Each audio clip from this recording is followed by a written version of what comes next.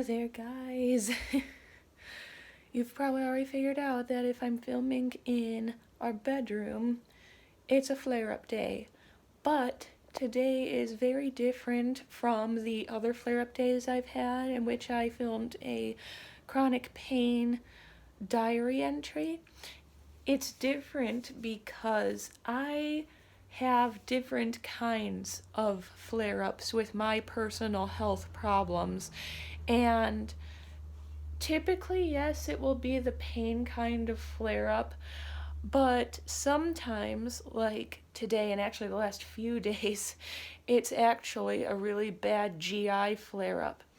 Now, I do have some pain when it comes to the GI flare-ups, but not nearly as much as when it's like the joint ones. Instead, when I have a GI flare-up, I have more problems with feeling really sick. I can go 2 full weeks where I can't ingest any food at all, and all I can take in is liquids, and Phoenix has to go and get me a bunch of protein shakes, which is also difficult because the protein shakes I have to have can't have any gluten, can't have any dairy. I have to adhere to very specific dietary restrictions with my personal health problems, and that makes things even more difficult. So, what I thought I'd do is, rather than just doing my typical kind of chronic pain diary entry, since I'm not in as much pain, I'm just really uncomfortable, and I still can't go anywhere or do anything today. I mean, I'm still confined to the house because of how sick I feel because, well, gross things incoming. Before I get too much further into this video, actually, I am going to forewarn you that since this kind of flare-up involves my stomach and my GI tract, trigger warning if you're really grossed out by things like people throwing up or things like people being really nauseous. I'm not going to film myself throwing up, obviously, but if something like that happens, I am going to be talking about it so that you can understand it better. So just be aware that that kind of thing will be happening in this video. And other than that, what I'm going to attempt to do is both show you a typical day in my life when I have a GI flare-up, as well as give you some tips and tricks on how I've come to make my own life a little bit easier when I have a flare. The first thing of note involving that is that I do have a couple of things that can trigger flare-ups, and when I know those things are coming, I can kind of help myself by being better prepared, but mine are also extremely random. A thing that can happen that would generally cause a flare-up might not cause it sometimes, like I might not get triggered by certain things, and then other times it can be a time in my life where nothing should be triggering one. I should be completely fine, and it's just bad out of nowhere. Just like the pain flare-ups, I can be out someplace where I've been fine all day. I can be in the middle of a sentence and suddenly just go down and be in horrible condition, and it's nasty. So because mine are more randomized, I do hope that this video ends up helping some people who are in the same boat that I am. I hope it helps you get some ideas on what you can do to make your life a little bit easier if you have flares, especially randomized flares. And although this diary entry is going to be more centered around nausea, I will be discussing what I do to make my life easier with pain flares as well. Now, the first thing you need to figure out in order to make your life easier when it comes to pain management on a pain flare-up or nausea management on kind of a more GI tract day is whether you respond better to cold or heat. Because when you have a pain flare-up, typically speaking, you are going to feel possibly allodynia, which is pain to the touch of your skin. I get allodynia a lot. It's so bad that just lightly brushing against my skin can cause me so much pain. I bruise really easily on those days. It's just really nasty. And you don't want a ton of pressure on your body when you have allodynia. It's going to make everything so much worse for you. So what you need to do instead is you need to determine whether cold helps the problem more or heat. For me personally, I usually respond better to heat. So what I've done is I've gotten myself those blanket looking bed warmers that have different settings on them for different heat settings. I put it on the lowest one to start and just drape it across me, because the beauty of the fact that it's just a bed warmer is that it's no heavier than a very light summery blanket, so it doesn't put a lot of pressure on you if you're already responding badly to pressure. And then I just slowly increase the heat setting as needed. Same thing goes with the GI problems. If I'm having a really bad problem with my GI tract, I'll drape it across my stomach and try to calm that down. I also do have a TENS machine. For anyone who doesn't know, a TENS machine is basically this little electronic device. You put these little stickies on you, kind of like when you have something attached to you at the hospital, and there's different settings for different types of pressure in it and different intensity settings, and it puts these little electric pulses in that feels like something's like harshly kind of kneading you or gently rubbing you. And at first it's a little bit uncomfortable, but as you continue using it, it does tend to help a lot by relieving some of that pressure and kind of working it out. So as long as you can get through that initial tricky part of it, that when you first start it's not very comfortable, it can help you. So what I've done is I've bought 2 of each helpful item like that. I keep one in the bedroom / in my bag that I carry around, because I always bring that up to the bedroom in case it's a day that I'm completely bedridden and I can't get out of this room. And I keep one next to the chair that I always sit in downstairs where I film most of my videos, because that's usually where I am pretty much the entire day. And that way I'm covered. It cost a little bit of money up front, but it was worth it in the end, because now I know that no matter where it happens, I have something to help me. Another thing that I've done to help myself is, I don't know about the rest of you, but on any kind of flare day, I am extremely prone to memory loss, and my personal memory loss has been likened to a low form of dementia because it's so bad. I get confused constantly on the really bad days. Today it's a little more low grade, it's not as bad, but when it's really bad, like my other chronic pain diaries I've done, ooh, horrible. And so I can't be trusted to remember any of my devices like the ones I just mentioned. I can't be trusted to remember to try to eat that day. I can't be trusted to ask Phoenix to get me certain things, because even if she calls and says, hey, I'm on my way home from work, what do you need? I might forget what it is that I needed the whole day.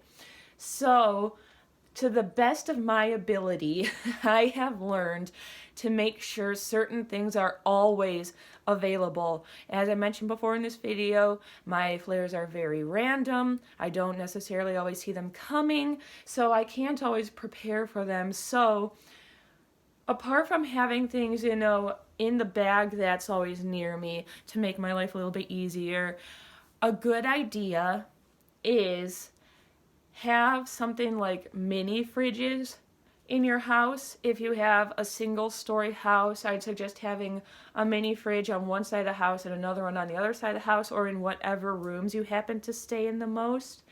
And if you have a 2-story house, have one upstairs and one downstairs in easy access of where you could end up getting stuck.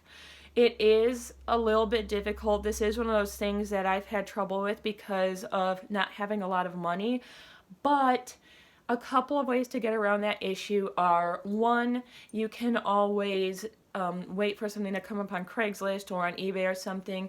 You don't need anything fancy. All you need is to make sure that you have protein shakes constantly stocked up in the mini fridges.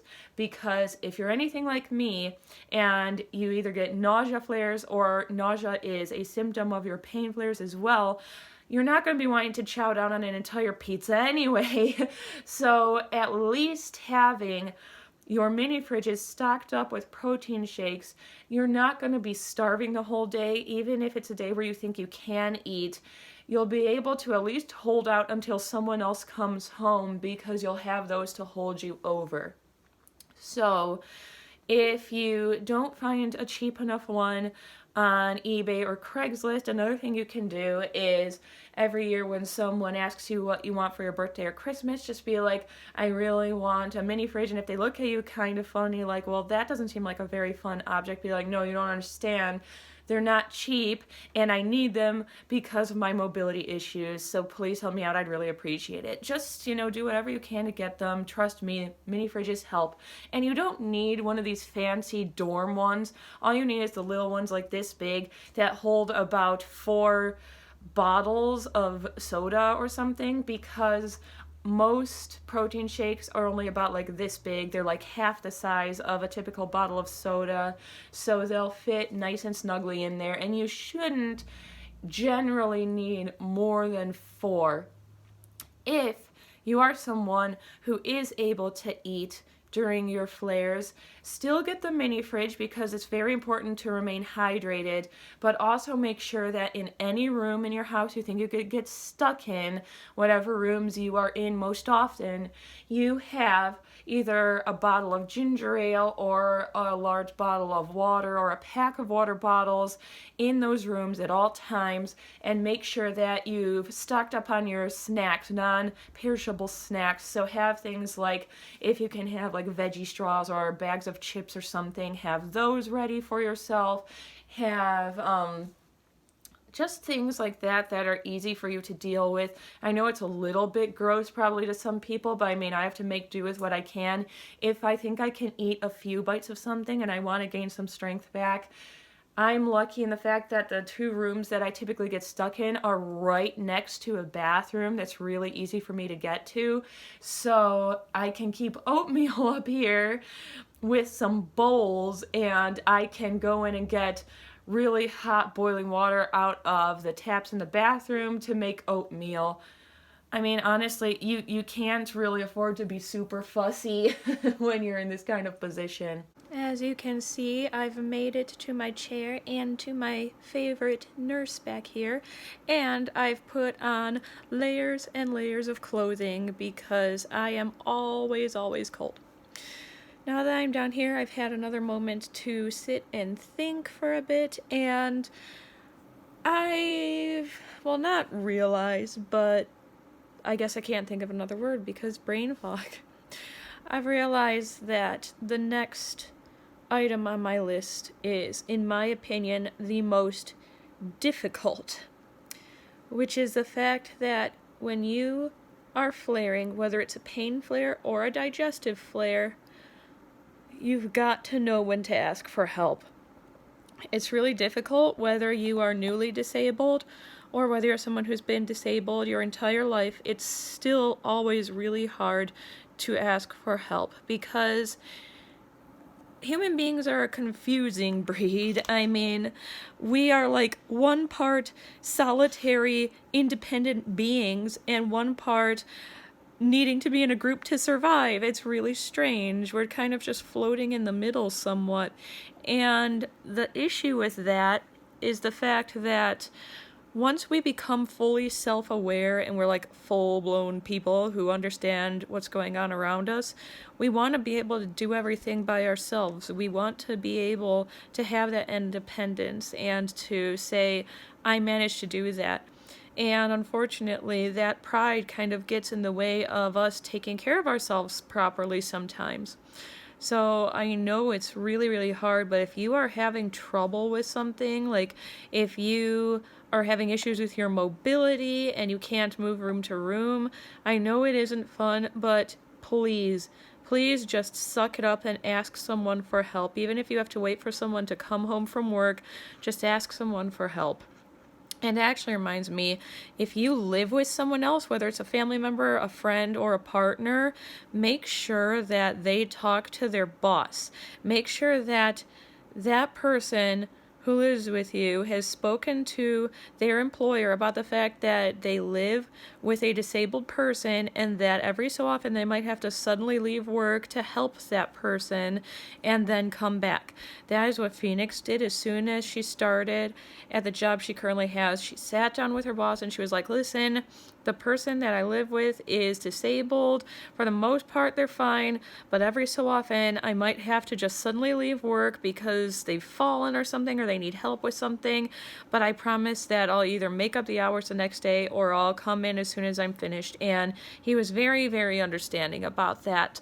And one of the nice things about that, I don't want to go too far into it because this will become an entire rabbit hole all on its own, but to a certain degree, as long as you're not abusing the system, you can definitely request to be able to leave to help somebody, because especially if it's your partner or your family member, there are certain rules in place that kind of help you out with that to keep you from getting into much trouble at work.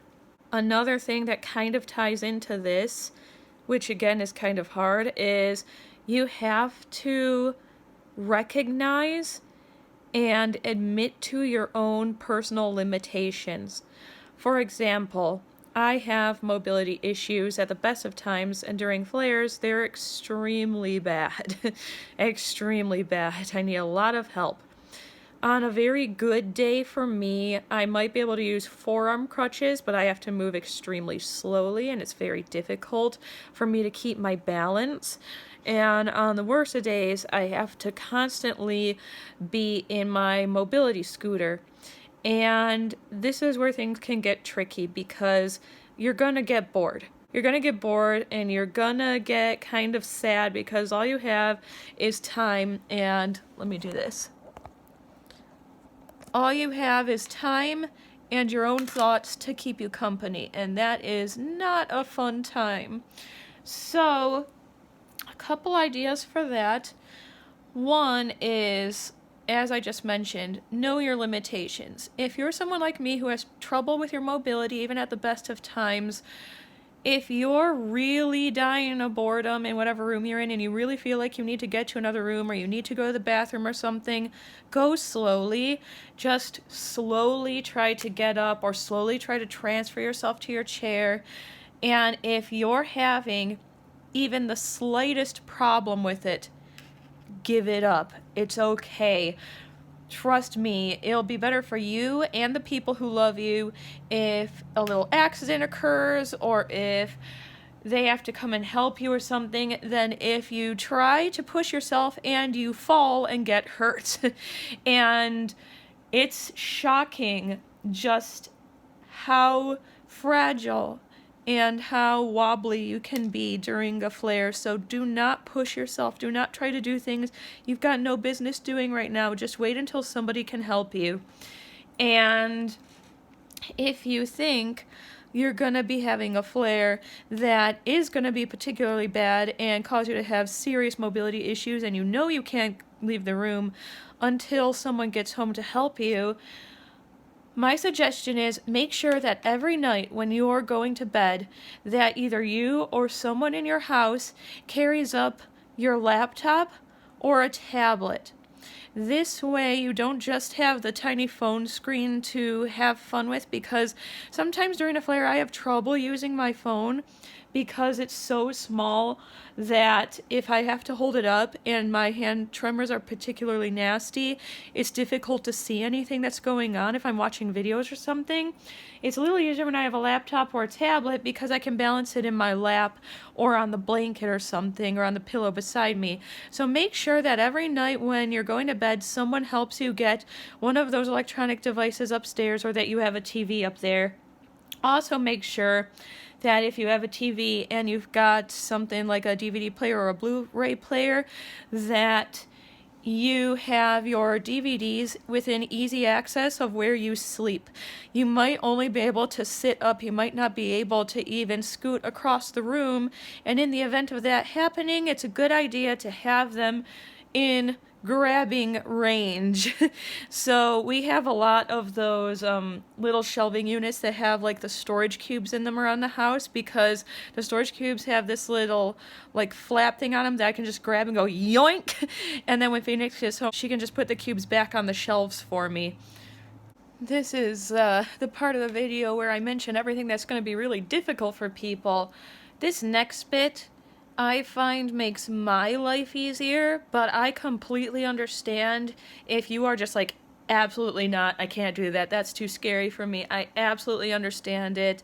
This is obviously not a requirement. Everything I'm mentioning in this video is just something that helps me personally, but something that really, really does help me a lot on a flare day and just on a regular day is I have 2 bank accounts. I have one that's just for savings and one that's shared. I have a shared bank account with Phoenix, and my savings account is not shared, but I've made it so that my father is able to access it to deposit funds into it. Banking is tricky. It's very private. It's very, very personal. But the thing is, if you're someone who has a lot of issues with pain flares that make it so you can't really get out and do anything independently, it might be a good idea to consider one of those 2 things, either having a bank account that you share with someone you truly do trust, or having a bank account that someone else is able to make deposits into. The reason for this is that if you have a sudden flare that you were not expecting and you have bills to pay, or you need someone to go and pick something up for you and you don't want them to have to use their money, like anything like that can come up. Maybe you need to be taken to the hospital or something. There's gonna be times during your flares where you need to use money and you don't want to use someone else's money, but you also can't hold on to anything. I've had flares so bad that when I'm in the ER, I'm just gripping onto whatever is around me. I can't be rifling through my purse or anything, and I can't be worrying about whether or not my personal bank account has enough money in it at the time. I just need help right now. Or if I need Phoenix to go straight to the store after work to pick up some medicine for me because I'm just dying and I need the good stuff, I don't have to worry about her either. So it's just nice to have that joint bank account, because then I am pretty much guaranteed that there's always going to be some money in it, at least, with both of us combined. And if I have a bill due and I can't lift my computer up to pay it, she doesn't have to worry about us not paying in time, because she can just dip into that joint bank account. It's just a good idea sometimes to have a little bit more money and to have someone else who can access that money for withdrawals for this reason or that reason, or to be able to pay bills for you if you're having a really bad time. And then as far as the depositing goes, when you're disabled, money is scarce sometimes. You have really bad moments when you have almost nothing in your bank account, and of course, those happen at the worst possible moments. Every time I need to go to the ER or I desperately need medication or something, that's when I have like $12 to my name. And although my father isn't allowed to do actual banking through my account, he's allowed to deposit. He can transfer money from his bank account, or he can go into the actual bank and deposit money into my account. He's allowed to do that. And it's just nice to have that option, because when that stuff happens and I'm like, oh no, I desperately need help right now, but Phoenix and I are short, maybe we just paid the rent or something, we just don't have enough money to get whatever it is that I need to get right now. It's nice to know that I can just call up my dad and say, hey, sorry to bother you, but I really need help right now. Can you put like an extra $50 into my bank account right now? And knowing that he can just go and do that for me. This I know this option is really pushing it for people. I know a lot of people are not comfortable with having someone else on their bank account, and I know that a lot of people are not comfortable asking for money. Trust me, I'm the same way. I don't think anyone's 100% comfortable with either of those things, but it's just something to maybe consider if you have a really hard time, because even though it's a little uncomfortable, it does really help you in a pinch. Some of the last items I want to bring up are apps that I have on my phone. Generally speaking, you don't really go anywhere without your phone, so it's pretty smart to have some handy apps on it that help you with your everyday life difficulties. One of the apps I found that is extremely helpful to me, Lists To Do app. As I'm sure you've figured out, it is a list making app, and what I like about it is the fact that you can make pretty much as many lists as you want for whatever you want, and when you're making the lists, you get all of these little icons, so it makes it really easy to just look at the left side, see, oh, there's a shopping bag, that's for my groceries, oh, there's a suitcase, that's for my vacation list. Makes things really easy when you're trying to look through which one you're trying to find, and then all you do is just click the little plus sign, add whatever list item you want to add, and then once you have done what you need to with that item, you click this little circle on the left-hand side, and it marks it as complete. I make sure that the Lists To Do app is on the home screen of my phone, so it's one of the first things that I see every single day. That way I know to open it up and look at anything that doesn't have a check mark, because it means I probably forgot to do something. Some obvious ones are the Lyft and Uber app, not only for people who don't have a lot of public transportation, but also because a lot of people who have some kind of chronic disease or disability tend to have moments where they suddenly need to go to the ER or the clinic. And for those of you who don't know, because you luckily haven't had to deal with this before, ambulances are not great things to use, not unless you're like passing out and you can do nothing to help any of the doctors who need to talk to you. I think ambulances are best saved for like absolute emergencies for a couple reasons. One, they're very high stress, which means that if you're already having a flare of some kind and you need help, you're only going to make it worse by getting into an ambulance, because you're going to get so terrified and so anxious by the fact that you're in an ambulance that you're going to make things a million times worse for yourself than they already are. On top of that, they are extremely expensive to use. If you are okay enough that you think you can get into a Lyft or an Uber, my suggestion is do that. Just call one up, get in, say, oh yeah, I'm just going to be visiting someone at such and such hospital, have them drive you there.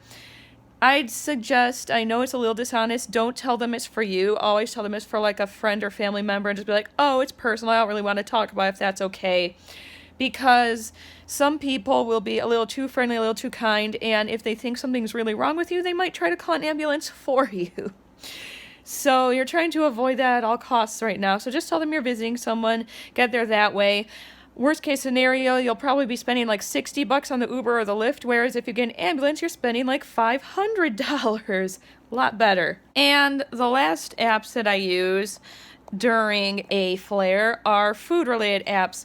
I have Gluten-Free Scanner as well as Vegan Pocket, and these are both wonderful barcode scanning apps. I have a lot of dietary restrictions, and when I'm trying to shop for food and when Phoenix is trying to shop for food for me, it can be a huge pain because companies aren't always very forthcoming with what they have put in their products. They come up with a million different names for things, so sometimes, even if you've had dietary restrictions for years, it's very difficult to figure out whether or not a certain something you shouldn't be eating is in the food or not.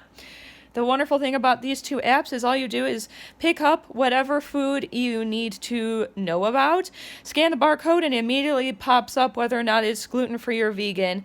And these aren't the only apps that exist for this kind of thing. There are barcode scanning apps for just about any dietary restriction you can think of, and it makes life so much easier, especially if you need help from someone else. Have, your partner or, a family member, whoever you live with, put it on their phone as well so that they need to pick something up for you and they're not sure. They don't have to bug you and call you the whole time. They can just scan it on their phone and see whether or not it's safe to eat.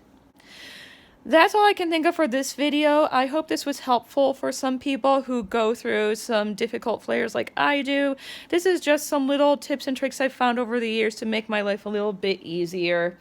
And if you've come up with any in your life, feel free to mention them in the comments. It'd be really nice for us to all kind of help each other out. And until next time, do something that makes you happy today, no matter what anyone else thinks about it, and I'll see all of you again soon.